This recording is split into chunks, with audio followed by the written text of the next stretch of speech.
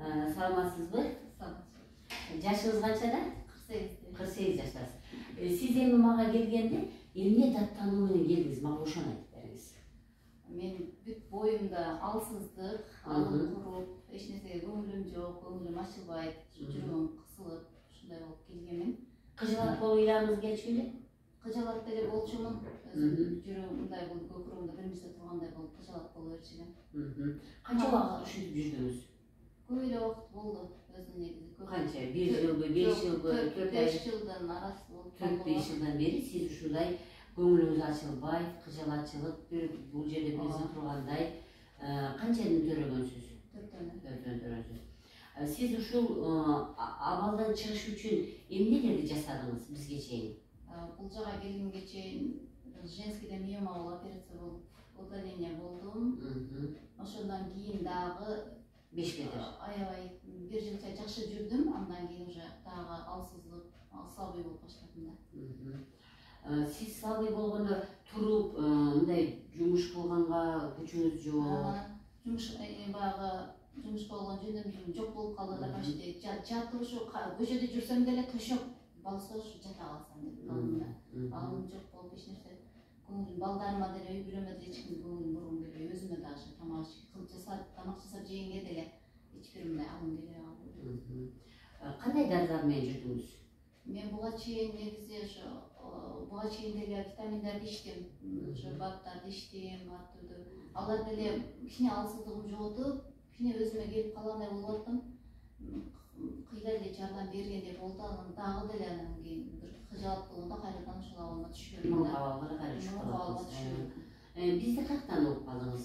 Мен сизди былтыр пандемия маалында интернеттен көрүп, диафрагма дем алуусун жасаганбыз. Сиз ушу диафрагма дем алуу сизге жардам бердиби? Мага жардам берди. Мен былтыр жасаганмын, коронавирус болдум, ошондо жасадым.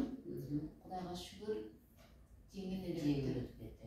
Так, азыр сиз бизде канча жолу кандай лечение алдыңыз? Мен 11 октябрда келгенмин бул жака. Ошону менен кече акыркы сүлүктү алдым, буюрса 10 капельница, 15 массаж алдым, 10 жолу сүлүк алдым. Азыркы абалыңыз жөнүндө айтып бериңиз. Эми мурдагы абалыма караганда азыркы абалым алхамдулилла шүгүр, бирок ошончо ооруп, бир ай деле айыгып кетиш кыйын экен, бирок Кудайга шүгүр көңүлүм ачылып, ушундай дагы жакшы мындай адамдарды карап көрө алат экенмин, бул дүйнөнү карап да бир рахат ала алат экенмин деп калдым, Кудайга шүгүр. Мурунку караганда көңүлүңүз ачылды. Көңүлүм ачылды, тамактануум дагы жакшы болуп калды. Тамакка болгон табитим ачылып калды. Чарчаганыңыз, алыңыздын куруганы? Алымдын куруганы мурдагыдай эмес, бирок дагы деле бир аз бар, бирок жакшы, мурдагыдай эмес. Чарчоо, дагы эле талып жатып калыш жоголду. Сиз өзү үйдөн мен айткан көнүгүүлөр жасап атасызбы? Ооба, мен лимфомассаж жасап атам, цариальный массаж. Эми азыр бул жерде кум жок болгондуктан колум менен эле басып атам, буюрса үйгө баргандан кийин бокалчыкка кумду салып, даярдап ошону менен жасайм.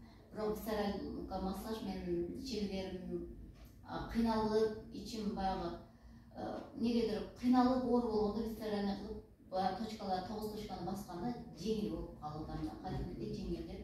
Ичегилерим иштегенин сезип атат. Тамак сиңирүүңүз мурун кандай эле? Тамак сиңирүүм начар болчу. Азыр тамакка табитиңиз ачылып, тамакты жеп калдыңызбы? Ооба, Кудайга шүгүр, сиз көрсөтүп берген инструкция боюнча тамактанып атам, буюрса жакшы. Көңүлүм деле айланган жок, тамак сиңирүү жакшы эле болуп калды буюрса.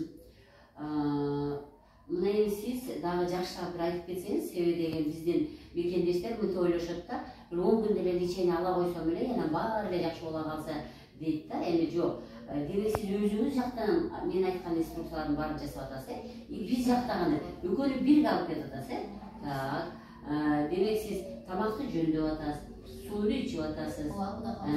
Мен айткан 4 көнүгүүлөрдү жасап атасыз. Сиздин мурун ичиңиз катчу эле? Азыр кантип калдыңыз? Жок, азыр кытпай калдым. Сиз күнүгө улуу зара өзүңүз барып атасызбы? Ооба, буюрса. Мурун канча күндө бир барчу элеңиз? 2-3 күн, 4 күн деле болуп кетет. 3 күн, 4 күн болуп кетет. Эми мына сиз Кудай көрүп жакшы биз себепчи болуп, сиз эми мына жакшы абалга мына бир 25 күндөй болуп калыптыр. 25 күн ичинде сиз ооба чындыгында биринчи келгенде сиздин аябай настроенияңыз жок, көңүлүңүз жок болчу. Азыр сиздин акыркы 2 жумада мен абдан байкап калдым. Күлүп келесиз, шайыр болуп басып келесиз, Демек, эми мындай, мен мындан кийин сизге мен айтарым, сиз ушул боюнча барып эле токтотуп коюп эле мен айткан диетаны буза турган болсоңуз, кайра мурунку абалга келип каласыз. Мен сизди каныңызды көрүп бердим беле, микроскоптон. Мен микроскоптон канды көргөндө сиз эмне өзгөрүүнү көргөнсүз? Мен канда эритроциттин ичинде микробдордун кирип алганын, эритроциттин ичинде жашап аткандарын көрдүм. Лейкоцит алсыз экен, өзүн коргогонго дагы мүмкүнчүлүгү жок, өзүн коргой ала турган даражада экен. Ошол нерселерди көрсөттүңүз. Паразиттерди, туздарды, бактерияларды, вирустарды көрсөттүңүз. Демек, урматтуу мекендештер, мен мына айтып келип аткан, мындайрактан көрсөтсөңүз болот.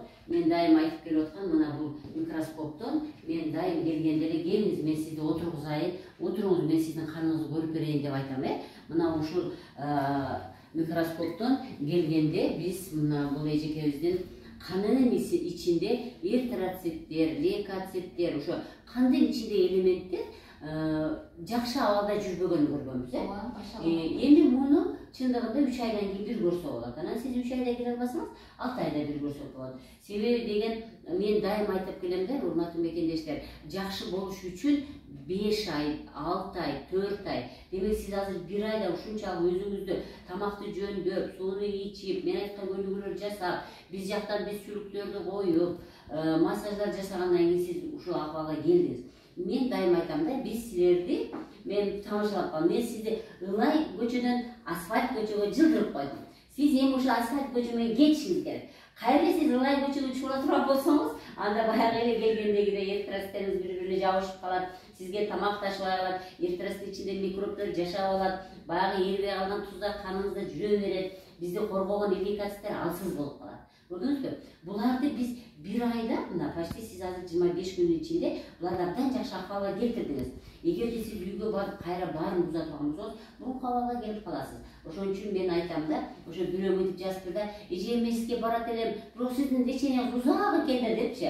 Албетте, узакта сиз өзүңүздү алып келесиз бул жакшы нерсеге, чынбы? Узакта, адам узакта ушул ооруга келип алды да. Мына сиз 4 жыл, 5 жылда сиз ушул акыбалга келип алган элеңиз. Эми ушу 4 жыл, 5 жылдык ооруну 4 күндө, 5 күндө чыгарып сала албайбыз да, чынбы? 10 күндө да чыгарып сала албайбыз. Акырын мына 25 күндө сиз Кудайга шүгүр абдан жакшы өңүңүз өзгөрдү, настроенияңыз, көңүлүңүз көтөрүлдү. Демек, менин сизге айтарым, сиз диетаны бузбайсыз. Дагы бул жагына Кудай буйрса 5 айга чейин, ошондо биздеги 1 ай менен, мына жактан 5 ай, 6 ай. Демек сиз бул жака дагы 5 ай тамакты бузбайсыз, 5 айга чейин тамакты ичип турасыз. Мен сизге чөп дарыларды бердим, Мына 2 курс чөп дарыны ичип бүткүчө 4 ай, 3 ай убакыт өтөт. Буларды ичип турасыз. Айткан үйдөгү мына лимфа массаж дедимби, муну сөзсүз жасап туруш керек. Курсакка массаж дедимби, муну сөзсүз жасап туруш керек. Өтүңүз ар тамак ичкен астында түртүңүз дедимби, демек буларды сөзсүз жасап туруш керек.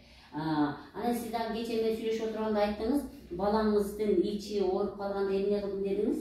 Балам грипп болуп келди, температура болуп атам деп, андан мен үйгө келген. Лимфа массаж жасадым. Лимфа массаж жасап, андан кийин суюктарды берип, анан жаздырып койдум. Эртеси Кудайга шүгүр жакшы болуп калды. Андан Виватон суюктугу менен тамагын чайкатып койдум, тамагым жакшы болуп калды. Буюрса Аллах Таала себебин берди деп.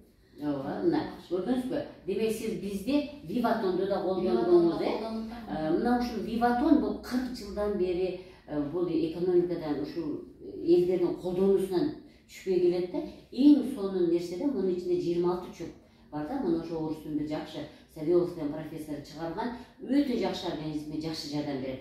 Аны жасай албасаңар кирсамын бергиле деп, кирсамын менен шыбаңгыла деп айткан мен коронавирус мезгилинде. Эгерде Виватонду алууга мүмкүнчүлүк бар болсо, адам сөзсүз түрдө өзүн Виватон менен чапкылап, денедеги кирлерди, денедеги бизге турган, сиңбей турган токсиндерди Виватон менен чыгарып салса жакшы болот да. Мына биздин мекендешибиз баласынын тамагы ооруп, кичине грипп болуп калган экен, ошо Виватонду суга аралаштырып тамагын чайкаган, курсагына висцераль массаж жасаган мындан жакшы результат көргөн. Эмне дейм, мындан кийин дагы ушундай азаматсыз, сизге окшоп толук карманган кыргыздар бизде азыраак. Бизге ушу тезирээк жакшы боло калсак, анан тезирээк чыгып кетсек дей берет да. Азаматсыз, сиз сабырдуулук кылып баарын кармадыңыз. Мындан кийин да мен сизге сабырдуулук каалайм дагы. Ушул денедеги өзгөрүүдөн, денедеги оорудан толук жакшы болуп кетиш үчүн мен Кудайдан тилеп калам. Рахмат. Гүлсен эже, сизге дагы менин каалоом эң биринчи Аллахка шүгүрлөр болсун. Ушул жерге келтирген Пайгамбарыбыз саллаллаху салат жана саламдар болсун. Гүлсен эже, сизге, сиздин командаңызга, баардыгыңыздарга Аллах таала ушул клиникабызга Аллах берекесин берсин. Дайыма бул жерде эң башкы нерсе химиялык дары-дармектер колдонулбайт экен, мага ошонусу жакты. Дагы иштериңиздерге береке берип, дагы изденип эже бизге окшогон Кыргызстандын жарандарына, биздин Кыргызстан эмес, башка мамлекеттеги дагы жарандардын ооруларына себепчи боло бериңиздер, ден соолук берсин, үй бүлөңүздөргө бакыт таалай берсин. Аллах разы болсун.